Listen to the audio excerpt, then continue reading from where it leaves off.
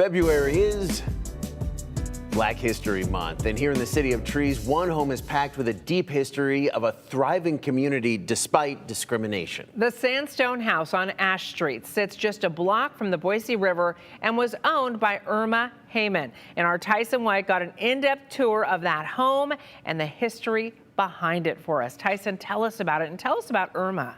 Yes, Maggie, Justin, the current exhibit at the home is called The Voices River Street. One of those voices is the namesake of the house, now home to the history of the area. Erma Hayman. She was not famous or prominent, but her silent actions over the decades make her an icon in Boise's history. She was a pioneer in the African-American community, though her family and those that knew her say she was just helping her fellow neighbors. So Erma Hayman was an incredible woman. She was born in 1907 in Nampa, Idaho. Erma Andre Madry Hayman was the 12th of 13 children to farmers Charles and Amanda Andre. Growing up, Erma played the piano in the family band.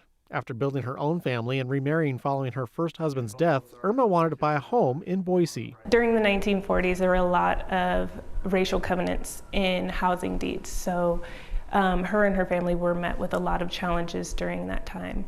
Nonetheless, they were able to find this lovely home, and they decided to put down roots here.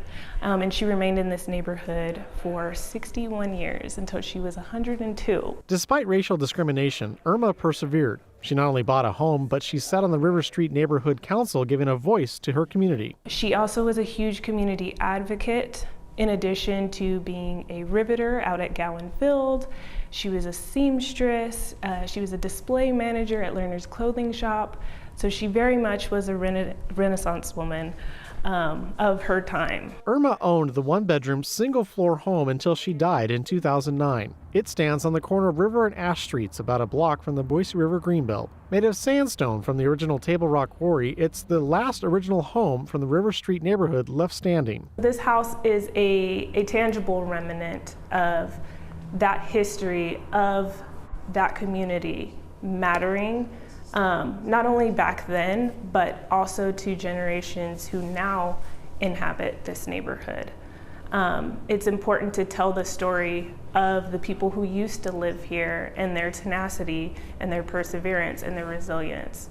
And I think Erma Hayman is a beautiful figure to tell that story through, because she represented all of that and more. Due to Erma's dedication to her neighbors in the River Street neighborhood, the city of Boise preserved her home as a museum and cultural display, honoring both Erma and the community that once lived there. We use her story as a lens to kind of look at the history of what used to be the River Street neighborhood. And there's a lot to explore and learn about the River Street neighborhood at the Erma Hayman House. And coming up in March, the Boise City Department of Arts and History will be hosting an event called The Living Legacies and Changemakers that's dedicated to Erma Hayman for Women's History Month. We'll have more on that event, as well as Erma Hayman and her historic home, in this story on KTV.com. And Maggie, Justin, you can tour that home from 11 to 3 Tuesdays through Fridays here in the Boise area. What an incredible woman. Oh, absolutely. Riveter, a seamstress. I know, all the things she did for the community. Yeah. And what a perfect month to go visit and take your family and just get educated about that part of our history right here in the Treasure Valley. Yeah, that history right there in Boise and what it means really for our future as well. More Wake Up Idaho after this.